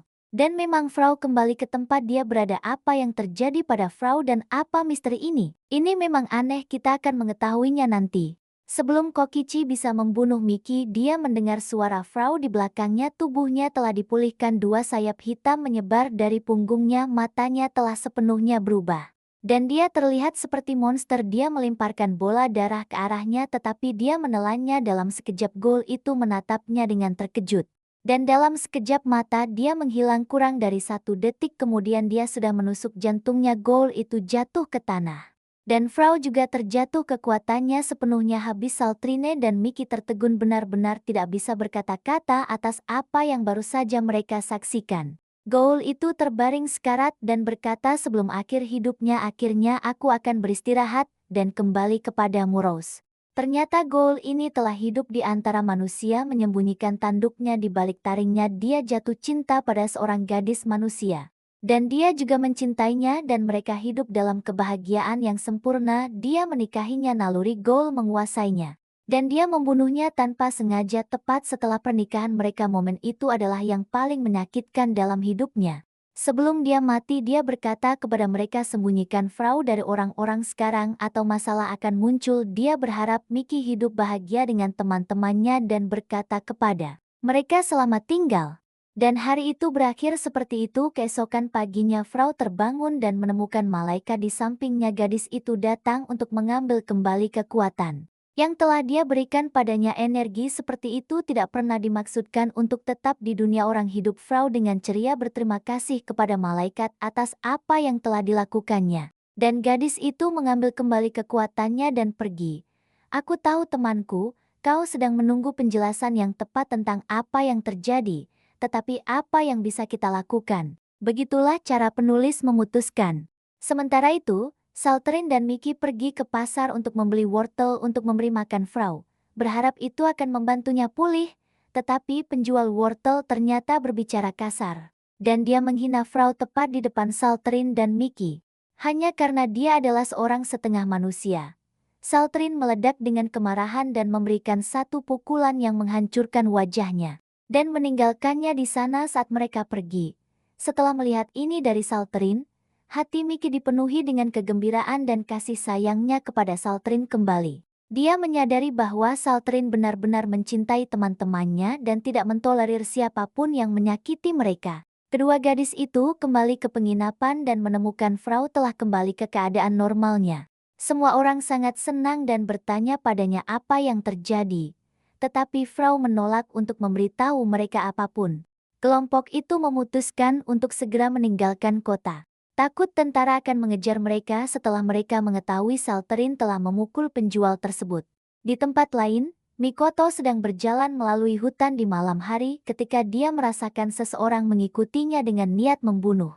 Dia bersiap untuk menghadapi pengejarnya hanya untuk menemukan bahwa itu adalah Milia. Masih terguncang dan ketakutan setelah pukulan brutal dari Saltrin, Mikoto membawanya masuk dan memasakkan makanan untuknya. Milia duduk dan makan sepenuhnya amnesia setelah apa yang terjadi. Dia memberinya makan sampai dia tertidur. Saat dia tidur, Makoto mendekat, melepas topinya dan menyadari bahwa dia adalah seorang ghoul. Dia menyiapkan pedangnya untuk membunuhnya. Tetapi anjingnya menghentikannya dan berkata, "Dia hanya seorang gadis malang. Kau tidak seharusnya membunuhnya." Mikoto marah pada anjingnya dan mengangkat pedangnya ke arahnya. Tetapi anjing itu terluka karenanya. Dan Mikoto kembali sadar, dia menjatuhkan senjatanya dan menutupi wajah gadis itu lagi. Dia meminta maaf kepada anjingnya karena mengangkat pedangnya melawannya. Keduanya melanjutkan perjalanan mereka membunuh ghoul yang mereka temui. Setiap kali Milia mendengar kata ghoul, dia merasakan sakit kepala yang parah. Dan ingatannya perlahan mulai kembali, Mikoto membawanya bersamanya menuju kota tetangga. Dalam perjalanan, mereka dihadang oleh seorang ghoul yang datang khusus untuk membunuh Milia, menuduhnya telah meninggalkan ghoul pohon, dan melarikan diri dari pertempuran ketika seharusnya dia mati di sisinya. Makoto berkata kepada ghoul itu, dia hanya seorang pendeta yang kehilangan ingatannya. Ghoul itu marah dan berteriak kepada Milia, dan dengan teriakannya, semua ingatannya kembali. Begitu ingatannya kembali, dia berkata kepadanya, "Aku akan membunuhmu sekarang." Tetapi ghoul itu memotongnya dengan pedangnya. Mikoto berdiri di samping mereka dan berkata, "Selesaikan pertarunganmu, siapapun yang selamat, aku akan membunuhnya." Milia terkejut dengan kata-katanya. Dia meraih tanduknya, merobeknya dan berkata, "Aku bukan lagi seorang ghoul. Kau harus menyelamatkanku." Lalu dia pingsan tak sadarkan diri dalam komanya. Milia teringat Saltrin pada saat Saltrin mengalahkannya. Dan berpikir, aku tidak ingin mati, aku ingin melihatnya lagi, dan memang dia terbangun untuk menemukan Makoto telah merawat lukanya, sedangkan untuk ghoul lainnya, dia sangat ketakutan pada Makoto sehingga dia melarikan diri. Betapa ironisnya dia telah mengejek Milia karena melarikan diri. Hanya untuk melakukan hal yang sama persis. Milia berterima kasih kepada Makoto karena telah menyelamatkannya dan memberitahunya bahwa dia akan bepergian bersamanya mulai sekarang dan tidak akan pernah meninggalkan sisinya lagi. Dan jadi hari itu pun berakhir. Beberapa waktu kemudian Hawthorne mengikuti turnamen pertarungan pedang, bukan karena keterampilan luar biasanya, temanku, tetapi karena mereka kehabisan uang, dan sangat membutuhkan hadiah itu untuk membiayai perjalanan mereka setelah menonton beberapa pertandingan Hawthorne. Saltrin dan para gadis merasa bosan dan pergi berjalan-jalan. Sementara mereka berjalan, Frau memberitahu mereka bahwa motif sebenarnya Hawthorne bergabung dengan kompetisi bukanlah uang, tetapi keinginannya untuk menjadi lebih kuat, agar dia bisa melindungi dirinya sendiri dan teman-temannya. Mickey tergerak oleh kata-katanya dan berkata, "Di masa lalu aku biasa bertarung melawan manusia tanpa ampun. Tetapi sekarang aku mulai merasakan sesuatu yang berbeda terhadap mereka." Frau mengelus kepalanya dan berkata, "Bagus sekali Mickey." Sementara mereka berbicara, Mikoto berjalan melewati mereka. Saltaren melihatnya dan berlari mengejarnya dengan susah payah. Makoto membawakan secangkir air untuknya, dan berkata dengan menyesal, "Maaf, aku tidak bisa mendapatkan apa-apa selain air saat ini." lalu dia menjelaskan mengapa dia tidak punya uang. Milia menghabiskan semua uangku untuk makanan baru-baru ini dan aku menuntutnya membayar pengeluarannya sendiri. Itulah sebabnya dia memutuskan untuk ikut turnamen dan memenangkan seluruh hadiah sendiri. Sekarang semua orang terjebak secara finansial, temanku. Sementara itu, Goal yang melarikan diri dari Mikoto tiba di depan Sumeragi sambil meminta maaf. Maaf, aku tidak bisa membunuhnya. Sumeragi menjawab, aku tahu kamu melarikan diri darinya begitu kamu menyadari dia lebih kuat darimu. Bukankah aku bilang aku mengamati segalanya? Pada saat itu seorang gadis kecil muncul, seorang anak dengan ciri-ciri Goal. Dia mendekati Goal dan berkata, angkat aku. Goal itu bingung. Tetapi Sumeragi memperkenalkannya sebagai Goal bertopeng yang menciptakan Saman. Menyadari pentingnya dia, Goal itu mengangkatnya ke punggungnya. Mereka naik ke tempat ritual khusus yang digunakan untuk memanggil lingkaran 100 Goal. Semua Goal berkumpul, bertanya-tanya mengapa mereka dipanggil. Sumeragi menjelaskan alasannya. Jumlah Goal telah menurun drastis baru-baru ini karena seorang manusia bernama Mikoto. Para Goal menjadi marah, menolak untuk mempercayainya. Tetapi Goal tua mengkonfirmasi kata-kata Sumeragi dengan mengatakan dia membunuh mayat Goal tepat di depan saya. Oh sayang, kamu masih hidup, aku pikir kamu mati di awal. Kemudian seorang bocah kecil muncul dan berkata kepada Sumeragi, mengapa kamu menakut-nakuti kami? Kita harus bersatu dan membunuhnya. Sumeragi mengeluarkan kepala Saman yang terputus dan memberitahu mereka bahwa Mikoto mengalahkannya dengan satu serangan meskipun dia kuat. Ini sangat mempengaruhi Todoroki, yang merupakan Goal itu sendiri. Sumeragi melanjutkan kebohongannya, aku tahu kamu dulu mencintai Miki. Tetapi aku tidak ingin mengejutkanmu, Makoto juga membunuhnya. Dengan brutal, dia menghancurkan matanya dan mematahkan tanduknya. Todoroki hancur, lalu marah. Dia berteriak, aku akan membunuh Mikoto sendiri. Dan dia berlari menuju kota tempat Mikoto berada. Semua Goal mendoakan keberuntungan untuk Todoroki.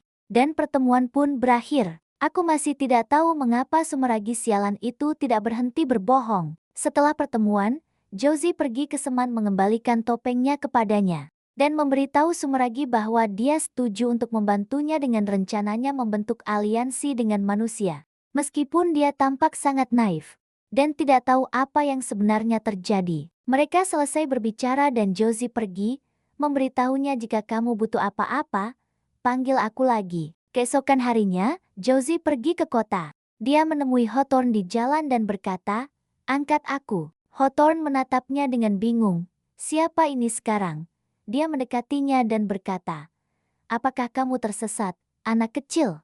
Dia menjawab, aku Joji, Ratu Topeng, dan aku mencari Sumeragi. Hawthorne menjawab dengan sarkastis, baiklah, aku Raja Lelucon, senang bertemu denganmu. Saya sedang mengikuti turnamen sekarang dan saya sibuk. Tapi baiklah, saya akan membawamu kepada Samuragi kesayanganmu. Dia mengantarnya ke Samuragi. Dan keduanya bertindak seolah-olah mereka tidak pernah bertemu sebelumnya. Samuragi tetap curiga dan tidak jelas dengan niatnya. Dia kemudian meminta Joji untuk mendukung Hawthorne selama kompetisi. Karena dia telah membawanya dengan selamat, dia setuju dan Hawthorne pergi. Ketika Hawthorne tiba di turnamen, dia menemukan Joji bersorak untuknya dari tribun. Semangatnya menyala dan dia bertekad untuk menghancurkan siapapun yang menghalangi jalannya. Sementara itu, Saltarine berdiri di luar area kompetisi karena suara sorakan mengganggunya. Kemudian Sumeragi muncul di depannya untuk berbicara dengannya. Saltarine menatapnya dengan bingung. Dia tidak tahu siapa dia. Dia berkata, saya datang untuk membantumu membentuk aliansi antara manusia dan Goal. Dia mengulurkan tangannya mengundangnya untuk bergabung dengannya. Makoto mendengar mereka, dia masuk dengan marah. Dan memberitahu Saltarine untuk menjauh dari Sumeragi, menyebutnya berbahaya. Dia berkata, Goal yang kuat dengan pengaruh besar di antara para Goal. Sumeragi menjawab, itu adalah alasan yang lebih besar untukmu bergabung denganku. Tetapi Makoto membantah, tidak, bergabunglah denganku sebagai gantinya. Dan kita akan memusnahkan semua Goal di bumi. Saltarine berdiri bingung terjebak di antara keduanya setelah berpikir dalam-dalam. Saltarine memutuskan untuk berpihak pada Makoto. dia berjalan ke arahnya dan berkata, "Saya tidak mendukung pembunuhan semua ghoul, tapi saya akan bergabung denganmu." Ketika dia menjabat tangan Makoto, Makoto mundur dengan ketakutan dan berkata, "Kau seharusnya tidak memilihku." Kemudian dia melarikan diri dengan panik total untuk alasan yang tidak dipahami siapapun. Saltarine mengejarnya untuk mencari tahu apa yang salah. Dia berhenti dan berkata, "Apakah kau ingat cerita yang saya ceritakan tentang anak laki-laki yang orang tuanya dibunuh oleh ghoul?" Dia menjawab, "Saya ingat." Dia berkata, "Saya adalah anak laki-laki itu. Setiap hari kebencian saya terhadap ghoul semakin kuat. Itulah sebabnya saya membunuh mereka. Tetapi tidak peduli berapa banyak yang saya bunuh, api di dalam diri saya tidak pernah reda. Itu hanya membara lebih panas. Jadi saya terus membunuh dan membunuh. Kau ingin manusia dan ghoul hidup bersama. Tetapi saya tidak dapat mencapai itu." Saltarini berkata, "Tapi saya ingin bepergian bersamamu, Makoto." Sebelum dia bisa menyelesaikan, ledakan besar mengguncang dinding kota. Todoroki dan pasukannya telah tiba untuk membalas dendam Miki. Penduduk kota panik dan melarikan diri dalam ketakutan. Todoroki dan anak buahnya menyebar di seluruh kota, mencari Makoto. Di antara mereka ada seorang ghoul yang datang hanya untuk tidur. Saya tidak tahu apakah dia datang untuk menyerang atau tidur siang setelah ledakan. Para penjaga bergegas untuk membatalkan turnamen dan berteriak, "Siapapun yang membunuh ghoul akan mendapatkan hadiah uang 2 kali lipat." Semua orang menjadi bersemangat kecuali Hawthorne yang tahu kekuatan sebenarnya dari ghoul.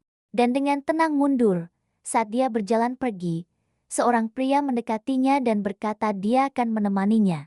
Hawthorne mengenalinya dan berkata, "Kau Persis, bukan?" Pria itu menjawab, "Tepat sekali. Senang mengetahui kau masih ingat saya." Ini adalah orang yang kalah dengan cepat dari Hawthorne dalam kompetisi. Hampir tidak mendaratkan satu ayunan pedang pun, Persis berkata kepada Hawthorne, "Saya akan membunuh para ghoul dan mengambil uang hadiah untuk mengejutkan keluargaku. Bagaimana kamu bisa melawan ghoul ketika kamu tidak bisa bertahan 1 detik melawan Hawthorne?" Sepertinya kegembiraan membutakannya, tetapi sebelum dia bisa bergerak sedikit pun, petir menyambarnya dan Percy mati ketika tepat di depan Hawthorne. "Selamat tinggal orang bodoh."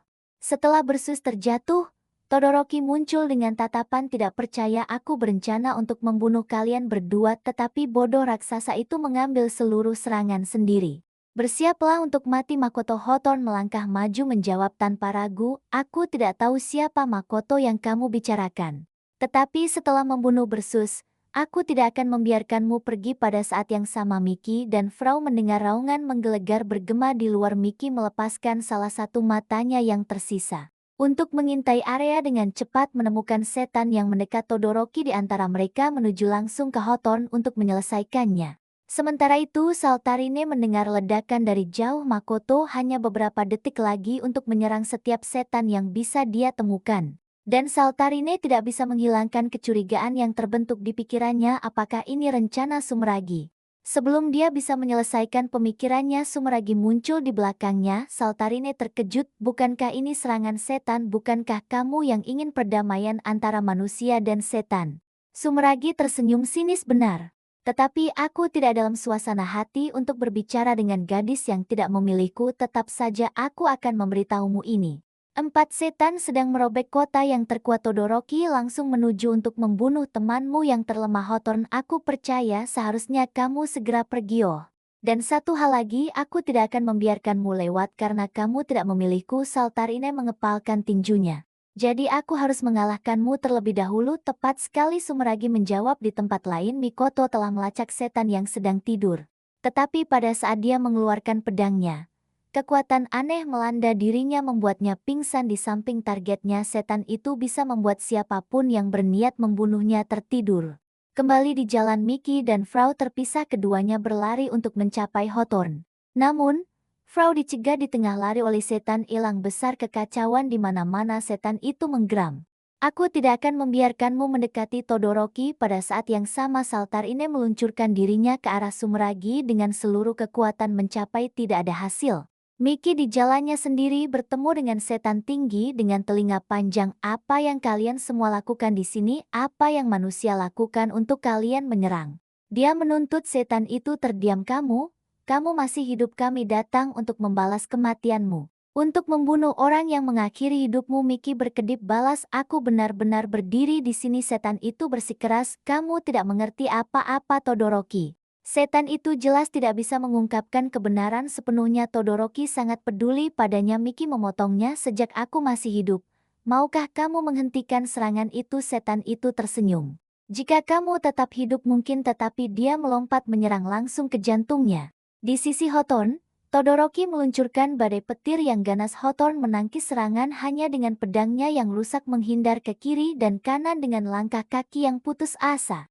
Kemudian Hawthorne melakukan gerakannya, saatnya dia berbisik sebelum tiba-tiba berlari pergi. Todoroki mengaum, setelah semua omong kosong itu kamu lari, aku akan merobekmu. Dia mengejarnya hanya untuk terjatuh ke dalam perangkap Hawthorne. Hawthorne memutar tubuhnya menghancurkan tengkorak Todoroki dengan sisi tumpul pedangnya. Topi setan itu jatuh ke tanah pada saat Todoroki melihatnya. Kenangan Mickey melintas di benaknya. Dia telah memberinya topi itu, dia adalah satu-satunya setan yang pernah memperlakukannya dengan baik. Kemarahannya meledak, kamu membunuh Mickey dengan cara yang sama bukan? Aku akan merobekmu menjadi kepingan. Sementara itu, pertarungan Frau semakin memburuk. Setan elang itu menjepitnya dengan cakar dan menembakkan ledakan kanon yang menghancurkan. Meninggalkannya hancur dan berdarah. Kembali dengan Mickey, dia tergeletak di tanah. Saat demon bertelinga panjang itu mengintimidasi dirinya. Manusia tidak akan pernah menerima monster sepertiku, katanya dengan pahit. Meskipun Todoroki bisa hidup berdampingan dengan mereka, aku tidak pernah bisa. Mickey mengepalkan tinjunya. Maka aku akan mengalahkanmu sendiri. Dia menyerang dengan semua kekuatan yang tersisa. Tetapi tubuhnya yang elastis menyerap setiap serangan. Demon itu membalas, memaksanya dalam perjuangan putus asa untuk bertahan hidup. Todoroki, dalam puncak kemarahannya, memanggil bentuk demoniknya yang sepenuhnya, sebuah eveta raksasa yang menjulang di atas kota. Dia mengumpulkan meriam petir yang sangat besar yang dimaksudkan untuk menghapus Hawthorne dari keberadaan. Hawthorne berbisik pada dirinya sendiri. Sepertinya aku akan mati hari ini. Tetapi setidaknya aku bisa membeli waktu sampai teman-temanku tiba. Dia berlari menuju kematian yang pasti. Dan kemudian sebuah tangan muncul entah dari mana, memblokir petir sepenuhnya. Winnie. Dia berdiri di antara mereka dengan mudah.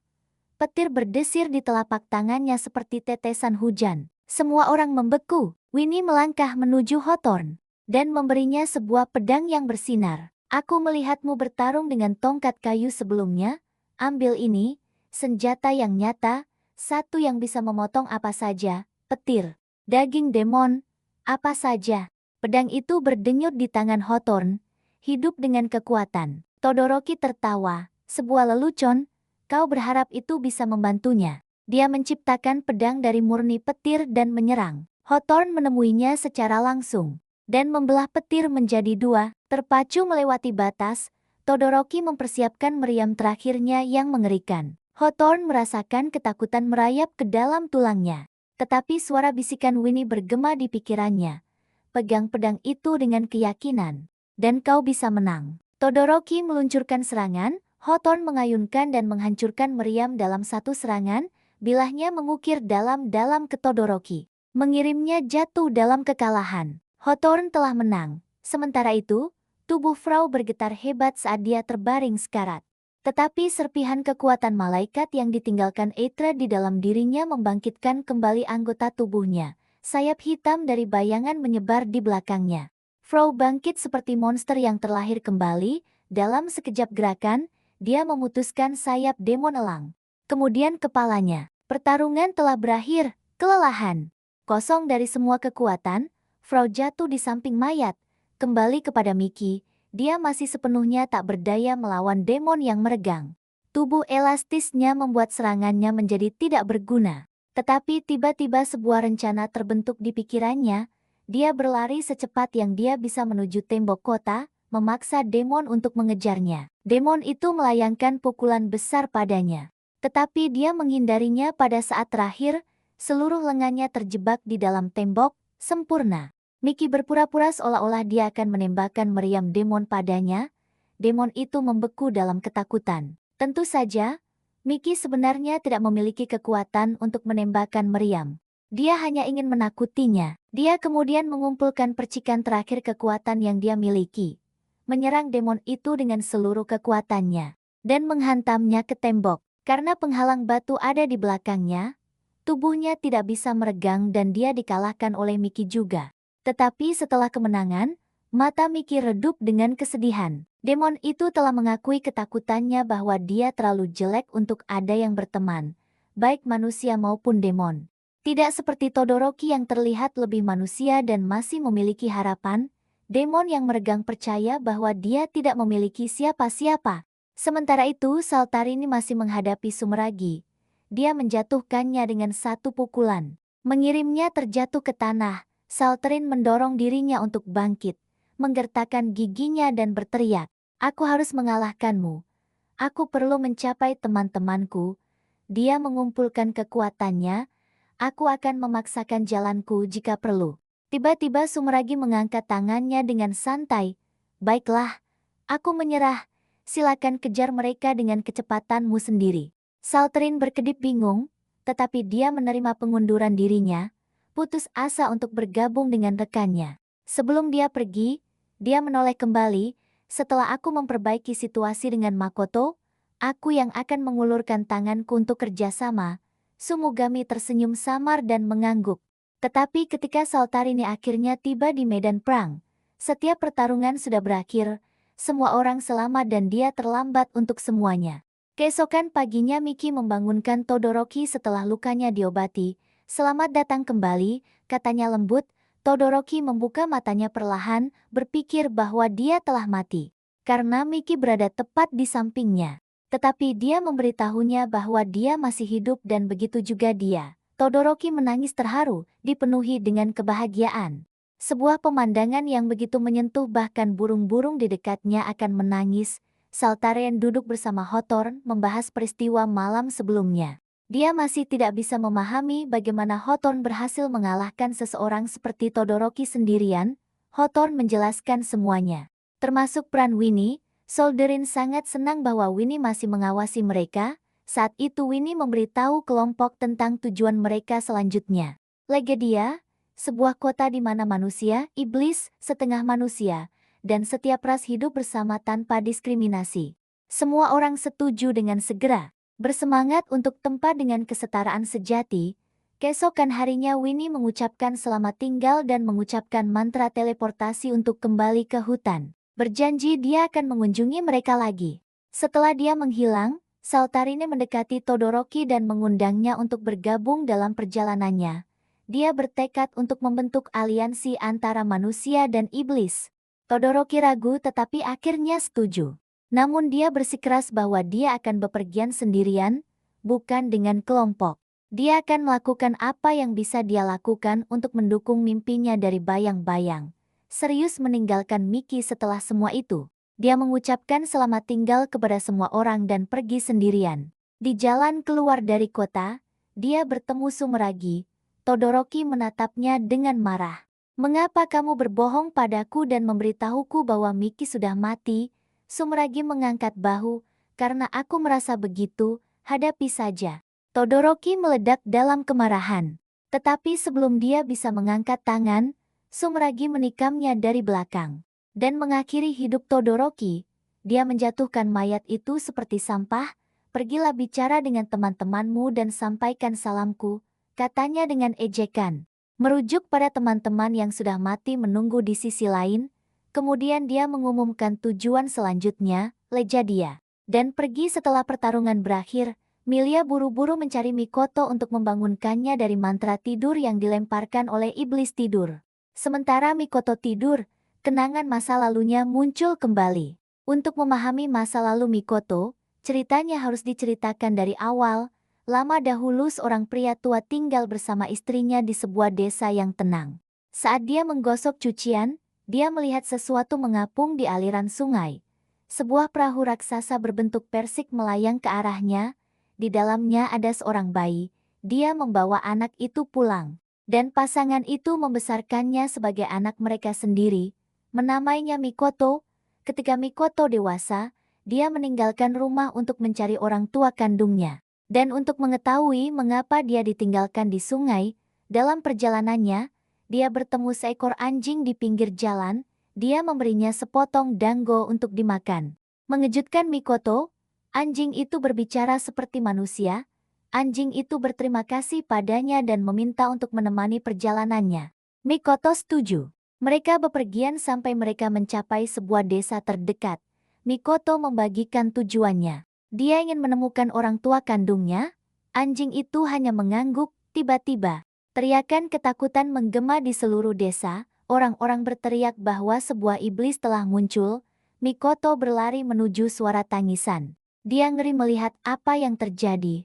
Sebuah iblis sedang melahap para penduduk desa. Dan meraih seorang anak kecil, anjing itu memohon kepada Mikoto untuk lari. Tetapi Mikoto mengencangkan genggamannya, aku tidak bisa melarikan diri dan membiarkan seorang anak mati di depanku. Dia berteriak pada iblis untuk berhenti. Iblis itu menatapnya dengan marah dan menyerang. Berniat membunuhnya, seluruh tubuh Mikoto bergetar ketakutan. Serangan iblis itu datang, anjing itu berpaling. Yakin Mikoto sudah mati, tetapi kemudian sebuah raungan keluar dari tenggorokan Mikoto. Sebuah kekuatan aneh mengalir melalui dirinya, mengisi anggota tubuhnya dengan kekuatan yang luar biasa. Dia melawan balik, mengiris iblis itu dalam satu serangan. Semua orang terkejut, orang-orang merayakannya sebagai pahlawan. Pada saat itu mata Mikoto berubah. Sebuah kilau berbentuk hati muncul di dalamnya. Sejak hari itu, penduduk desa mulai memanggil Mikoto untuk membunuh iblis. Dia melupakan tujuan awalnya dan membunuh setiap iblis yang dia temui. Akhirnya dia mencapai Pulau Raja Iblis. Dia mengalahkannya dan memotong tangannya. Raja Iblis bersumpah satu hal. Karena kamu telah mengalahkanku, para iblis tidak akan pernah berkumpul melawan manusia lagi. Tetapi waspadalah, Makoto, Kishi akan datang untukmu. Makoto berpura-pura tenang. Tetapi ketakutan merasuk ke dalam hatinya, mencari keselamatan, dia membangun rumah di dalam hutan, dia berlatih dan menunggu Kishi yang dijanjikan. Hidup dalam kesepian yang menyakitkan mengikuti. Suatu malam, seorang iblis datang kepadanya, bukan untuk bertarung tetapi untuk memohon, aku bisa menyamar di antara manusia. Dan aku jatuh cinta pada seorang wanita, kami menikah dan kami memiliki seorang anak, tetapi naluri iblisku, aku membunuhnya secara tidak sengaja. Bunuh aku sebelum aku membunuh anakku juga. Mikoto ragu tetapi iblis itu terus memohon. Akhirnya Mikoto mengabulkan permintaannya dan mengakhiri hidupnya. Dia kemudian bergegas ke desa untuk mencari anak itu. Dia menemukan anak laki-laki terikat di pohon. Penduduk desa memukulnya tanpa ampun. Mikoto menuntut mengapa kalian menyakitinya. Mereka berteriak karena dia adalah iblis. Lihat tanduk di kepalanya. Mikoto bertanya apakah dia melukai salah satu dari kalian. Penduduk desa berteriak, tetap menjauh. Kami akan membunuhnya. Mikoto melihat anak itu yang berbisik. Aku minta maaf karena lahir. Kata-kata itu menusuk hati Mikoto. Dia berteriak kepada penduduk desa. Mulai hari ini, anak ini berada di bawah perlindunganku. Tidak ada yang boleh menyentuhnya lagi. Dia membawa anak itu ke rumahnya di hutan. Saat mereka masuk, anak itu berkata, aku lelah hidup, semua orang membenciku, tolong bunuh aku dan akhiri ini. Makoto melihatnya dengan tenang. Tidakkah kau ingin membalas dendam pada ayahmu?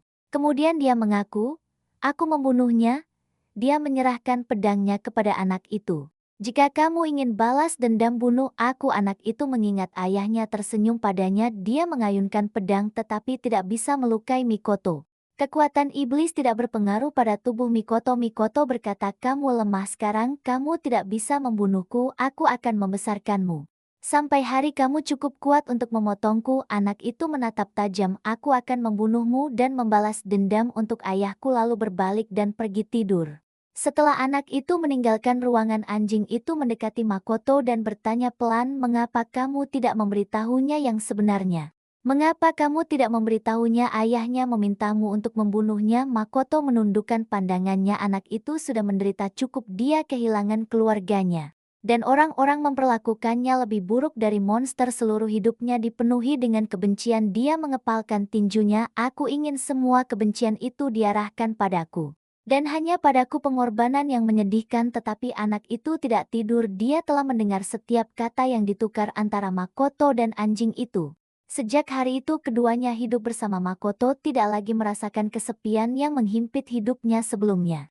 Tetapi kedamaian tidak pernah bertahan lama karena Kishi akhirnya tiba dan dia ada di sini untuk membunuh Makoto. Ketika Makoto merasakan kehadiran Kishi, dia segera pergi ke anak laki-laki itu. Dengarkan katanya lembut, tidak peduli apa yang terjadi, tersenyumlah, tertawalah di hadapan kesulitan. Selama kamu melakukan itu, aku akan selalu bersamamu dan aku akan selalu melindungimu.